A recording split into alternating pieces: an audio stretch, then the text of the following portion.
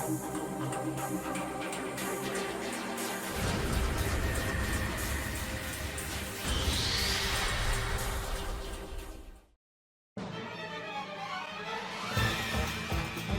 see. This ain't the old SOS anymore. I'm going to stop you. Baby. Oh, how touching. What do you mean kill me? Now I have minimized the spread of the virus. 16, 17.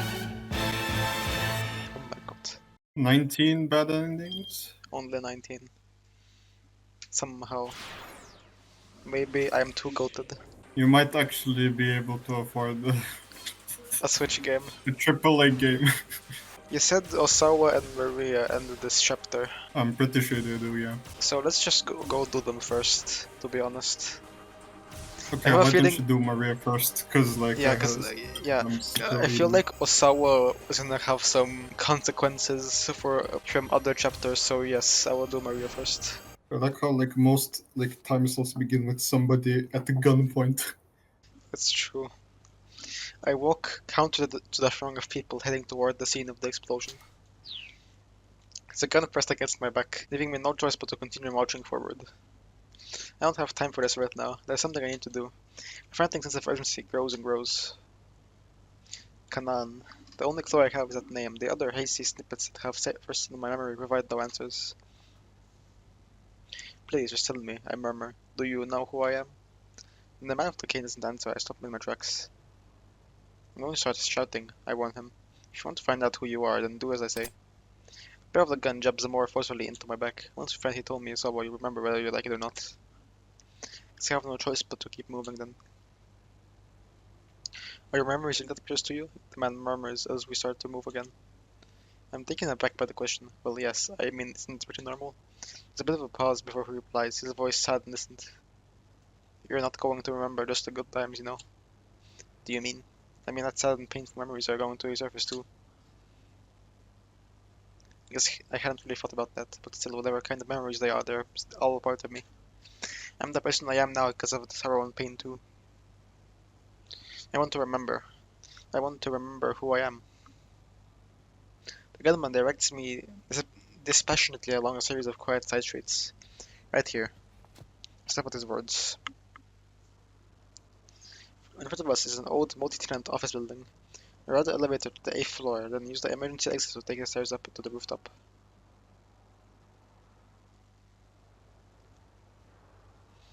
A cool breeze blows across my cheek. Sit down there. I do as he says, sitting myself on the outdoor air conditioning unit. The man lowers his gun, but keeps it in hand. We'll wait here for a bit. For how long? I hear to the roof of chuckle. Guess we'll have to wait and see. There is no point in trying to fight with him. For now I have to hope he's telling the truth and whatever's coming will help me get my memories back. If I don't know my past, how can I know what to do about this Kandan stuff or anything else? I have a feeling like I need to direct Achi somewhere else. I'm gonna go ahead and go to Achi real quick. I can read him for you though. Achi could hear ambulance and police sirens ringing on the main road. He looked down like he told me, slumped on a park bench beside him. You're sure you're not hurt? He asked quietly, offering her a bottle of water. I'm okay, he took a sip from the bottle. Thanks. I think you've managed to calm down some. Some of the color had finally returned to her face. So, Achi began hesitantly. It's at the minivan. Maria wasn't in there. There was relief in her voice, but also a note of pathos. Looking through the windshield, there was a man laid out in the back seat, but nobody else. A dark cloud lifted from Achi's face. So it wasn't your sister? No, I didn't see his face. Just that he was wearing a business suit. Achi felt his tension ebbing from his body. That's good then, that it wasn't her. I'd been worried. It was a shame about the poor devil who had been killed, though. Who was it and why had he been there? So I guess now we're out of leads. Tommy murmured. She hung her head. We could try the surveillance center again for now, Achi said. They'll probably give us better odds of finding your sister than just walking around. I guess you're right. Shall we then? Hold on. She had a sudden flash of inspiration. My house is a lot closer from here. Maybe I should ask my dad if we can check my cameras from home. You can do that? We have the same system at our house. I'm sure my dad will let us use them. The two got up and headed for Endo Electronics. Achi decided to let his father know they were coming. He turned on his phone as they walked along. He headed off for a while, so first he checked his voicemail. There was one message. Wondering who might have called, he played it back. Is this Achi Endo's personal cell phone? This is Dr. Saiki from Shibuya Central Hospital. Achi's expression stiffened. First the phone close to his ear. There's been a sudden change in Suzune's condition. I tried calling her home as well, but got no answer. Achi felt the edges of his vision growing dim. As her brother, it would be good if he could come to the hospital as soon as possible. It's...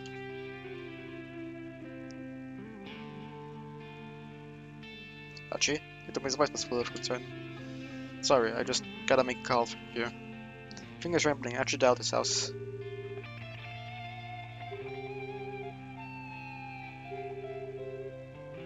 I phoned line several times before switching over to the answering machine. Damn it. Where the hell are you, Dad?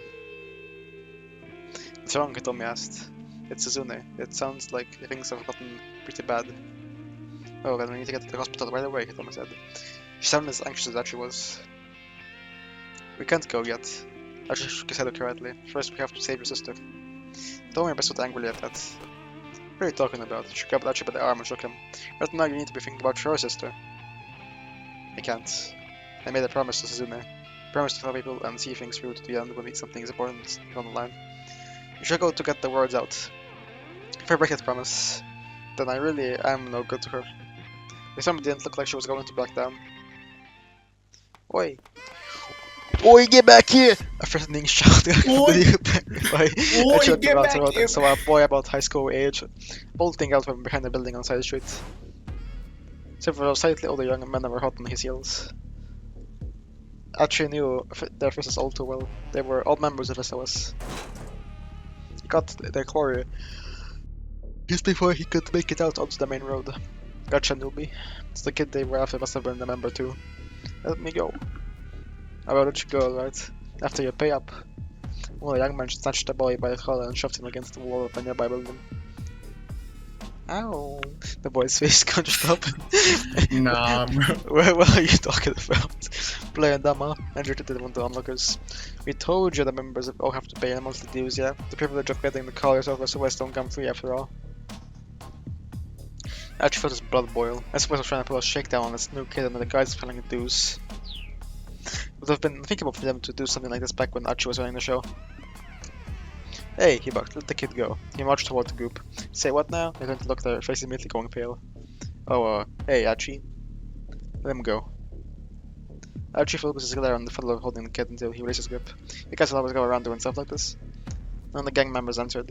They merely turned the gaze blindly to the ground. Hey, Achi turned to the younger boy. Since when have they been doing this? Before he realized there was no way the newbie would be able to tell him.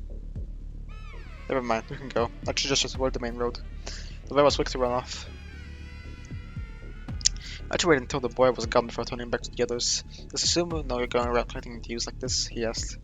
Man, we don't gotta tell you that. Muttered. Not since you deserted. What'd you just say? Achi leaning close, hitting right in the guy's face. He was met with a defiant sneer. This ain't the old SOS anymore. Not the old SOS. Achi saw the back of the other gang member he'd run to earlier to me, and it just gleam in his eyes. That guy. Pretty sure he said his name was Kiryu. Back when Achi had been with SOS, he'd never been let the guy like that get away with collecting the high and mighty. Suddenly Achi heard a voice behind him. Well, Elena, legendary founder. An instant later, he took a hard blow to the side of the head. I was just talking for some small fry, but I guess I let me some big one. I can't read. Achi's head swam, his vision fading in and out. Before he had the chance to recover, something smashed into his knee. Is this a bad ending? Damn, he's dead. He lay completely on the ground, able to relate as kicks and punches rained down on him. Even after Achi could no longer move, the beating didn't stop. His ruptured eardrum could barely make out the sound of Hitomi screaming. Damn. I got bad ending jump scared, bro. It's over. Exactly. Hitomi ran his final piece hands before it reached his lips. Achi felt his consciousness battered away.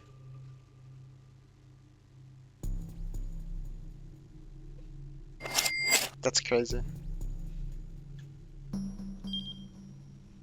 That hint is so fucking ass, bro. Somebody said something to Kiryu, bro. Who? I guess the hints become more vague. It's probably Minorikawa. Yeah, it's probably Minorikawa. Bro, who He's else? always on some bullshit. He's always on some bullshit. he's always on some side quest, bro. Minorikawa needed to get back to the editing office right away. But despite the urgency, he barely stumbled along. Now he's just chilling. He was swaying on his feet. He's nonchalant. He's armor farming. Only half of where he was even going. No, this is all some sick joke. Just couldn't accept that Toyama was dead. Oh, I forgot that happened last. I forgot that happened. He let out a lifeless sigh. A cynical smile crept onto his face. That's what happens when we only play like once a week. The man always did insist on having his own way. But killing himself? Back when he was still a novice reporter, Minokawa had written a piece about a middle school girl who'd committed suicide. The school had made a statement denying that bullying had been a factor. Goes hard. Goes So tremendous. sick. Have you seen the official poster of 428? No, I haven't. I need to see it. Look at Minorikawa, bro. Look at the aura. He's obviously the best one. Everybody else got like proper shots. Minorikawa just doing his like idle animation. And so most of the media had reported that she had suffered a nervous breakdown over entrance exams. Mental illness. But something about the case had kept nagging at him. True. Had her death really been a suicide? The more people he interviewed about the incident, the more his doubts grew. The city news editor, however, would not allow him to conduct a follow-up investigation. And the reason why was simple. This was the sort of thing that happened every day. They couldn't waste time on a case that was already on the books. It was more important for a reporter to find new stories than to squander time engrossed in a case that was old news. Who could that be? Minorikawa understood the editor's decision well enough. But that didn't mean he had to like it. He'd been sulking up on the roof, slowly nursing a cigarette when the paper's local copy editor, Toyama, happened to drop by. Did they say no to the follow-up interviews? Toyama asked. About that girl's suicide. That girl! Her name is so-and-so. Yeah. Minorikawa expelled the plume of his smoke along with his sigh. Nothing tasted quite as bad as a cigarette when he was down in the dumps. So, what are you going to do? I'm not going to do anything, Minorikawa said. Editor told me no. Oh, editor said not to? You sound like a child. The rebuff made Minorikawa's temper flare. There are other interviews to do. I want to follow up on this, but there isn't any time. You dumbass. Toyama hauled off and hit him right across the face. What happened to I write what I feel in my heart? That's the one thing I refuse to back down on. What happened to the guy who used to bitch at me like that? Toyama's words hit the mark with painful precision. The interviews aren't over until you have what you need. No, you refuse to let them be over. You go after the truth no matter what anyone tells you. Isn't that what being a journalist is about? Minorikawa scowled in chagrin. It's a goofy ass word. The man was exactly right.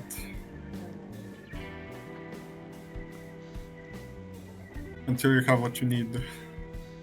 Those words had stuck with Minorikawa ever since. In fact, he'd quit the paper to become a freelancer because he couldn't do his job the way he wanted. Well, trapped in that hierarchy.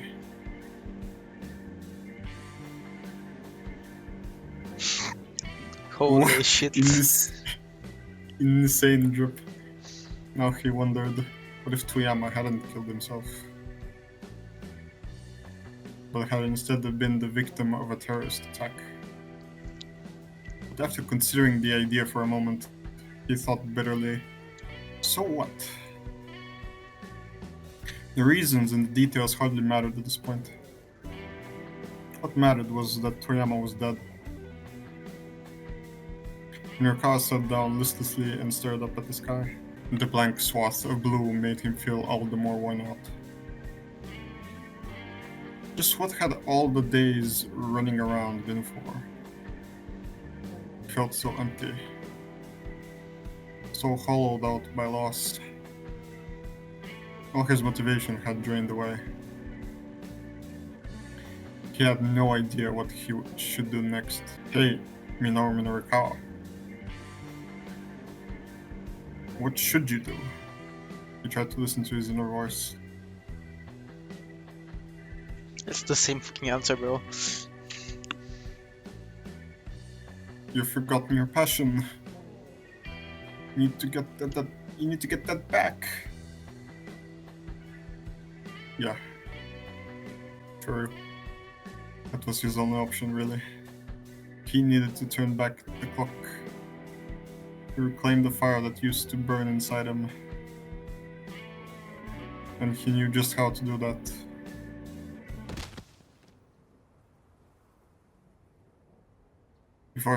Before he could, however, a young man stumbled across his path, taking a nasty fall on the pavement. Ow! Oh, damn, it hurts.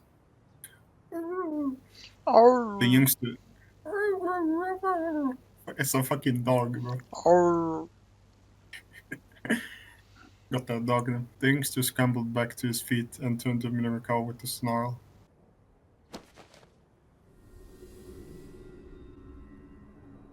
What are you looking at, pal? I'm walking in. The young man... the young man clutched a piece of timber like a club. There was a nasty gleam in his eye. I can't. I instinctively try to do the fucking Italian mobster voice. It's okay. The Italian mobster. I'm not looking at anything, Minoru said. I just happen to be looking in your direction. Shut your yap. Apologize, bitch. Now. The punk raised his cudgel. Can we get some blue text on what the fuck cudgel means? Cudgel is like a bat or something, bro. I don't know. Okay. What for? You tripped me, man. Ain't you gonna apologize for that? The kid had stumbled all on his own, but was probably too embarrassed to admit it. Guess he's got to vent his anger at someone. Listen, kid, Mirkar said, it's not my fault you're such a klutz. The hell you just say to me? You got a death wish, pal? With a murderous glare, the punk advanced on him, brandishing his weapon. Hey, Mirkar said.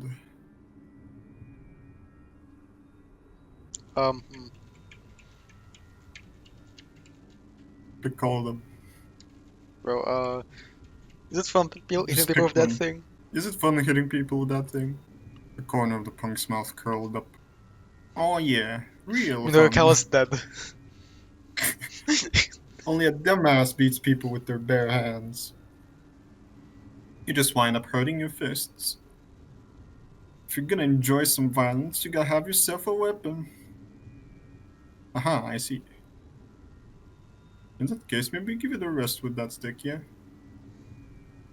Huh? What for? The punk scowled in irritation. Scowled. Don't get me wrong, Minoru said. I'm just saying, there have to be better weapons than that. Something that could take a man down in a single blow. The kid stopped to consider Minoru's words for a moment. I get you. Yeah, you might be right about that. And I think I have just the thing. May as well go with my usual. He pulls out the Glock. He tossed away the piece of wood on the side of the road. That is just a plank, bro. Didn't even like chisel it anyway. Don't you go anywhere till I get back. Got it? Yeah, sure thing. And Ricard watched as the punk headed back the way he'd come. Man, he mumbled, what a dumbass. Looking around, he spotted the taxi Is parked Taxi close Man by. back? Oh my god. It was Kimizuka. Do you need a ride, sir? Kimizuka asked, all politeness as he opened the back door. I don't know what that's supposed to mean. England's not first language. Oh, like... Yeah, that just makes sense. Okay, never If mind. you're Just a heading weird to way to the say it. publishing office again, I can get you there in 10 minutes. Kimizuka's driving was as smooth as always. He wove his way skillfully through a series of back streets. There was some big explosion earlier, he explained. The main roads are all gridlocked. Yeah, Minokawa muttered. I was there when it happened. Oh wow, really? I'm glad to see you're not hurt then. Still, what a terrible thing, that minivan. I hear someone was inside when it exploded. I'm not sure if you're aware. Yeah, I'm aware. Oh, nothing gets past a reporter like you, I see. Mizuka flashed Minokawa an approving smile through the rear view mirror. How much have you heard then? Rumor has it that the person who died was a middle-aged man. Oh. Huh. We taxi drivers tend to hear quite a bit ourselves. Mizuka chuckled, but Minokawa just cast his eyes down forlornly. You look tired, sir. Yeah, I guess so. His reply was barely audible. Suddenly, someone rushed into the street right in front of the cab. Look out! Bro, She's dead. again? Reaching to a halt, Kimizuka and Minokawa jumped out the vehicle to find a young man splayed out on the street. Hey, the driver called. You're right. The fallen pedestrian was practically... Just give me the bad ending, bro. Just give me the bad He wasn't ending. moving. He actually He died. died. He's actually dead, no way. I'm going to turn myself in to the police. Bro, why this has just happened to bro? Achi just gets a jump scare cause every 5 seconds, bro. It's like Foxy. Bro, bro, shut up. Okay, back to Achi. He needs to not die this time. But when Achi even if worse, he'd never have let that guy like can't get away with acting all high and mighty. No death, very nice. No, it seemed like all these young fellows were ready to follow suit, eager to take him down a peg. Your old news, pal. Ain't your business to tell us how to do things. It showed a confusing flood of anger and sadness that he couldn't quite control. I'm not messing around here, you guys. Grabbed the nearest punk by the collar and hefted it up in the air. Then someone shouted from behind him. Hey, what are you doing? Achi put the guy down and turned around to see Susumu standing there. Man, tell me just what's going on here, Achi. Susumu flashes underlying their sharp glare. They immediately took to their heels. Yeah, why is his first reaction, oh, I'm gonna follow them? Bro, that's why he gets fucking run over, idiot. Just what the hell was going on with SOS? I actually need to talk to Susumu. I asked what was going on here. There was a threatening note in Sumu's voice. That's what I want to know. What the hell's happened to SOS, man? Sumu's face was displeasure. You're an outsider now, that's none of your business. I don't give a damn if it's my business or not. When I left you in charge of SOS, you shut your damn mouth somewhere, or yeah, that's right, you left me in charge. So don't you dare give me a lip now about how I run things. You say it first, you left Achi at a loss for words. You're not the one busting your ass out here, I am. Susumu talked towards Achi, his face red with commotion. I had to work so hard to keep things going for you gone. Do you have any idea what it's been like? Do you know what I've had to put myself through to keep SOS together? There's nothing Achi could say to that. He just kept his mouth shut and let Susumu talk. You were gone. I thought maybe I could do things like you did. Like you did. Oh, at once Susumu seemed to deflate a little. He hung his head, hiding his face. And if I couldn't be like you, then... Hey man, I get it, and I'm sorry. But Susumu kept his face averted. Please, he muttered. Stay out of our business. Then he turned on his heel and headed off without looking back. Achi watched him leave, feeling a painful sting.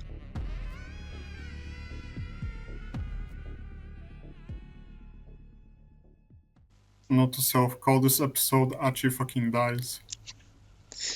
True. Achi, he told me after Susumu was gone, are you sure you're okay to leaving things like this? Okay, there's no way there's a further moment in Achi's fucking story where he fucking dies at this point. He's had two choices that have hung his life in jeopardy, bro. Then there can't be a third one. Achi shrugged heavily. Susumu said he's doing what he can. It's not my place to butt in. He turned his back and he told me he still needed the moment. Then suddenly, the guy who like went back to get his like a beggar weapon like comes here and like bashes him in the head. He takes out the Glock. Yes. Who was supposed to stop him? It was Kano all along. Actually, no. There is still a way he dies. I remember the office building with Maria. Yeah, he's gonna go there, bro. Killing myself. Actually, try not to die challenge if possible.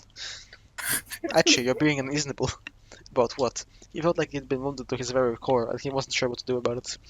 You want to help people who are in trouble, right? He told me, asked quietly. Yeah, I guess. Archie's voice was glum. Well, I'm in a whole lot of trouble right now. Yeah, I know that. No, Archie, you don't. Hitomu's tone was clipped and firm. Please go to your sister. What are you talking about? That doesn't matter now. Yes, it does. Hitomu's shout stopped him in the tracks. Oh, that's a shout? Okay. Just right now, the thing I'm having the most trouble with is that you won't go to the hospital. Don't you get it? How can I possibly be happy with you helping me if you have to sacrifice your own sister to do it? Ashka understood that and he knew it. Please go to the hospital. I'm asking you to, and I'm never getting someone in trouble, so it doesn't count as you breaking your promise, right? I appreciate that, Achi said softly.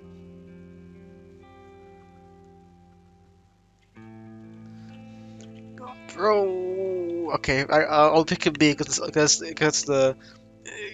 gotta listen to Hitomi. Listen to your wife. So yeah, how about we drop by the hospital for a bit? The emotions Achi had been trying to hide now came right to the surface. We'll go see Suzune, and after we can go look for your sister. Would that be okay with you? It would be more than okay with me. And at long last, Hitomi smiled at him. If you pick A, the guy comes back with his Glock during the argument. Back in sync with each other, Achi and Hitomi headed to the hospital. Nah, like she slaps him so hard he fucking dies. This is true. Shibuya Central Hospital was one of the foremost general hospitals in Japan, outfitted with top-notch medical facilities and staffed by highly skilled personnel. Individuals like Suzune with rare blood types were sent to the hospital from far and wide because it had its cutting-edge hematology center. Achi asked Hitomi to stay in the waiting area while he headed on into the hospital proper. From the visitor's entrance, he passed by the nurse's station, then entered the cardiovascular medicine station and walked along a row of examination rooms. He walked by the first room as quietly as possible, catching sight of the mother and not hesitating to get in chairs in the hallway. What did they all discuss Maria bad ending being here? Like, oh my god, the killer saw Achi and Hitomi go to the hospital. Achi hears a gunshot and then Hitomi is dead on the fucking hallway, bro. I'm gonna call it right now. The mother was crying softly. Is Maria and like the gunman even in? I don't know, man. They're on a building somewhere. I don't think they're in the hospital room. He walked by the first room as quietly as possible, catching the sight of her mother and daughter sitting together in the chairs in the hallway. The mother was crying softly. Oh, Takuya, he's only 15, she murmured under her breath. Damn, Takuya didn't ring a bell. It was the only 15 that got the reaction of Achi. Only 15. Couldn't imagine anything good coming after that. To be cruelly taken away when one was still so young, Achi could feel the woman's pain as deeply as if it were his own.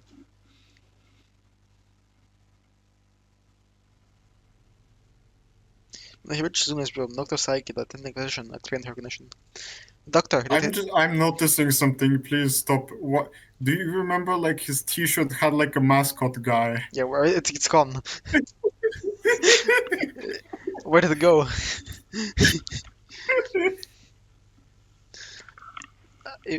I'm sorry for interrupting, but all of that my immersion is gone. He took a shower. No, it wasn't. It was on his back. It wasn't on his front. It was back. was it on his back? Yeah, it was. When he reached Zumi's room, Dr. Saiki, the attending physician, explained her condition. The doctor did his best to keep his explanation simple, but Achi was too worked up to process much of what he said. He did manage to wrap his head around a few things. Around 10 o'clock at morning, Suni had a seizure. For a while it had been touch and go, but finally her condition had stabilized. However, since she hadn't regained the consciousness yet, she wasn't allowed any visitors. That was like just as far as that she could tell. What's your father doing today? He still hasn't come by, and Dr. Saiki said. Achi wasn't sure what to tell him. It was certainly odd. There was no way his father wouldn't have rushed to the hospital if he had heard Suzuki getting taken and turned for the worse. I'll give you a call once she's woken up. For now, you can head on home for the day. Alright. Please keep a close eye on her, Doctor. Somebody actually went to find Hitomi in the waiting area. She's dead. No, she's gone. Outpatient reception closed for the day, leaving the hospital quiet. His footsteps echoed softly in the corridors. As he walked along, a peculiar sound drew his attention. He came from over the base of a nearby stairwell. Achi took a peek around the corner.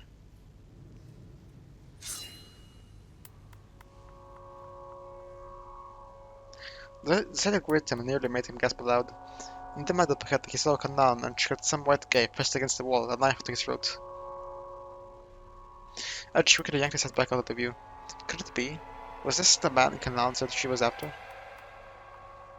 Achi had to resist the urge to go charging out there. Some amateur hiding in half-cocked might as be more of a liability to Kanan than any sort of help. He heard her mutter something to the man in English. We know nothing about all forwards, background, nationality, sex, age. Achi could barely make out the words, but since it was all in English, he had no idea what they meant. But we do know that wherever they have connections to Langley. Achi, wait. It's the CIA? Nah, that's crazy. The CIA is causing bioterrorism in Japan. Anyways, Achi picked it again, very cautiously, in time to see the man raise an eyebrow at Fernand's words.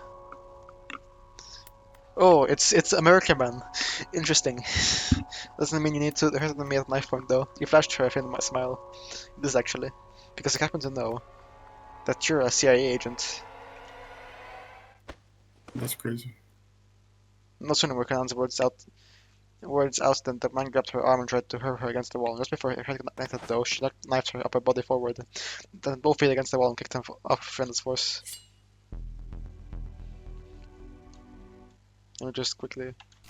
Okay, good. I have to make sure. Yeah, just in case. She had used her momentum to launch herself forward again in her position with her knife against the man's throat. During her brief opening, the man had managed to draw a gun from inside his jacket. Now the barrel was pressed right against the man's throat. Then John America Man, like, jerks his hand and, like, shoots. And like, in an attempt to move the gun away in stabbing the American man, Kanan accidentally ends up making American man shoot Achi in the head. Game over. I just swallowed a lump in his throat. How about we call it truce? Kanan said softly. She drew her knife. Yeah, sounds like you and me are both after the same thing. The man likewise lowered his gun. With a faint smile, Kanan turned her back onto him and vanished down the adjacent stairwell. Achi had no idea what just happened. They'd stopped fighting though, so this guy probably wasn't Kanan's mastermind after all. If only Achi spoke a little English, he might have been able to follow their conversation. He found himself wishing he'd taken his call more seriously. If he looked again, he saw that the man too had disappeared. Interesting. She slowly stood up from her chair as Achi hurried into the waiting area.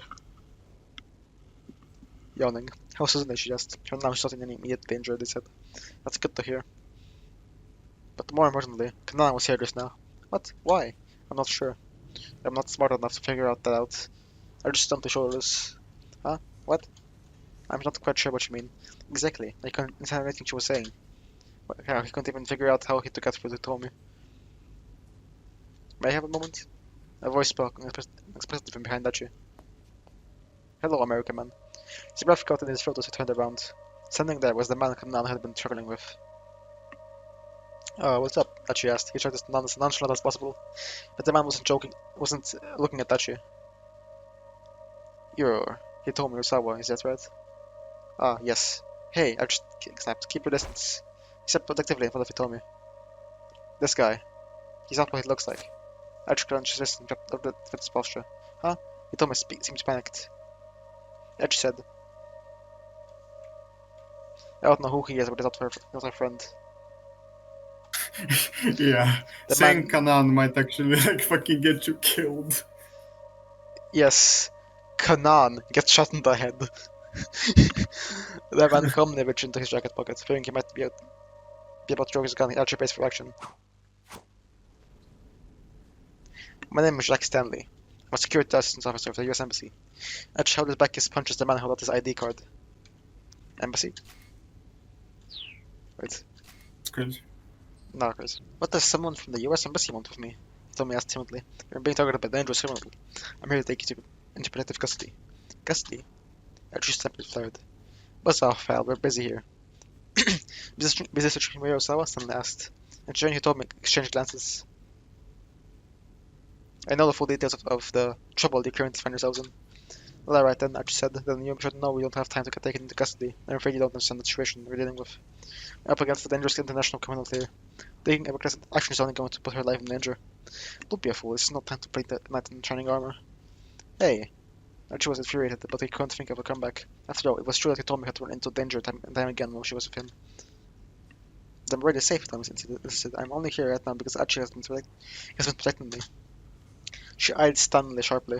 I've got Achi with me, I don't need your protection. Achi felt a surge of pride that practically brought tears to his eyes. If he told me would have let him, he'd given her an enormous hug. Suddenly gave us an resignation. Alright. In that case, how about I join your search for Kamaria? I can help you keep you safe that way instead. I don't know.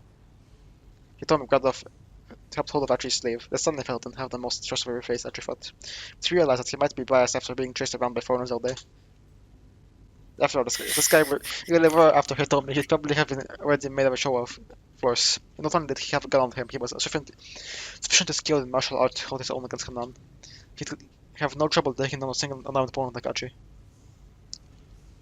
They told me I get the impression that this Stanley guy is not our enemy right now. They told me give a slight nod. Alright. I trust your judgment on this, Achi. But they told me it's infected. Why doesn't Stanley just fucking say that shit, bro? Then like half of the fucking problem is over. Was it Tommy who was No, Maria it was the one who Maria. was It was Maria. infected. Never mind. I was just gonna say, yeah, wait. He told me he's not Never infected. mind. Not one other MC around town. I hope there was a trace of smiteness in his voice. You can just He told me has the like antibodies Antiviral. because she had got the Yes. vaccine. You can just keep your mouth shut, Achi replied. We can wander around town all day if we feel like it. Too complete, snarky gap, he thought himself. Poor Tommy looked stressed. Very well, if that's what you want, I can stay quiet. But first I need to inform the police that they have Mr. Sawa in my custody. Wait, hold on, he told me blurted. That isn't a good idea. Suddenly inclined his head. Why is that? Well, since you already seem to know most of the story, he told me could explain the kidnapper's threat and describe the search of the minivan. Stanley remained quiet, listening with obvious interest. I see, he said when she finished. Still, when the minivan exploded, didn't that make your promise to the kidnapper a moot point? He told me nodded. I suppose it did, didn't it? Let me ask just one more question. Do either of you know a detective by the name of Tenno? No, we haven't run into any detectives. Yeah, exactly. The only folks we've seemed to run into are guys who were after Hitomi. I see. A giving expression crust on his face. Right, I'm going to get into touch with the investigation task force. I'll have them contact your parents for you. Would you mind speaking with them so they can confirm it's really you? Sure, alright, Tom said. Suddenly got on his radars and describes their current circumstances to the police.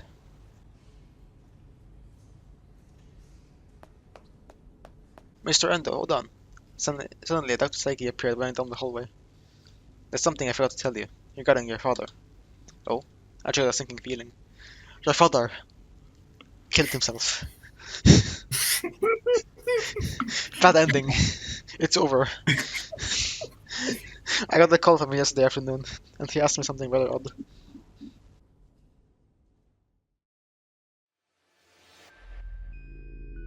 Preparations for a transplant? I'm sorry, I'm not entirely sure I understand what you're asking. Saiki clutched the receiver. Daisuke Endo's rooting tone was more than disturbing. No, it's alright, Endo said. This is all just difficult to talk about, Doctor. Please, forget I said anything. There's just one important thing I want to let you know. Yes? There's going to be a brain-dead woman coming your way at probably around 9 o'clock this evening, I expect. Her blood type is Bombay. Bombay was the extremely rare blood type that Endo's daughter, Suzune, possessed. And a transplant donor for Suzune would also need to have this Bombay blood type. Since she had the same blood type as Suzune, the transplant itself isn't an issue, Endo continued. The only thing I'm concerned about is whether the procedure can be done within the limited time window. And I hate to trouble you, but I just called because I think it would be best to prepare the surgery as soon as possible. The more Saiki heard, the more disturbed he grew. He felt like he was listening to this man going about some strange delusion. Doctor, please just take good care of Suzune. That Endo hung up.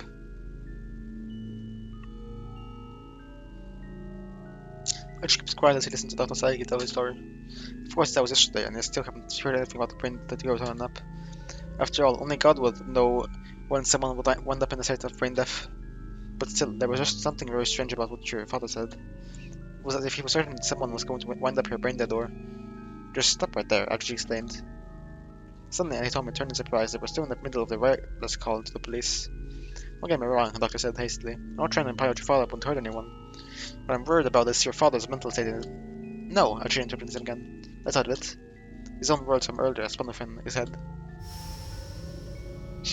Bro. So long as we have these cameras, this guy has nowhere to run. Why is bro in every fucking time slot, bro? The security cameras. I'm sure this is the place. The man with the cane, he'd been on the phone with someone. That didn't mean anything. It was just a coincidence. It couldn't be true. I just searched desperately for some other explanation. His dad hired the hitman to kill Hitomi. That was it. Anyone from downtown committee could have used the camera monitoring room. It turns out Hitomi has the Bombay blood type too. That's crazy. Yeah, no one's been by the trick today. Nothing wrong for a little nap, yeah? I see. No dice. No one from downtown had been by the surveillance room today. So it's your dad, bro. It couldn't be. It couldn't. Achi began to tremble. He told me. He dies from a panic attack. He dies from a heart attack, actually. Is something the matter? Hitomi asked. Achi, your pet was a ghost. Achi gazed beseechingly back into her face. With just one simple question, he couldn't clear his whole thing up. Please, tell me I'm overthinking this. He breathed deeply before asking. Hitomi, would you mind telling me your blood type? Why do you ask? Please, just tell me. I have a sort of weird blood type, Hitomi said. It's called Bombay.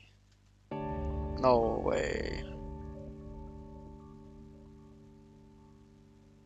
The last piece of the puzzle fell into place.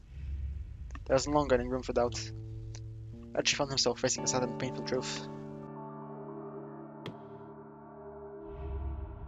Why? Why? With an anguished scream, Achi punched the wall as hard as he could. But his fist still didn't hurt as much as his heart.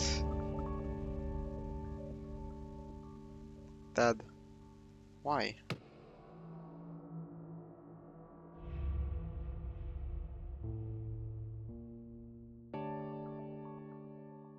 Oh, that was the end of Achi's story? Okay. I thought it would last longer, to be honest. I mean, it was pretty good. Yes.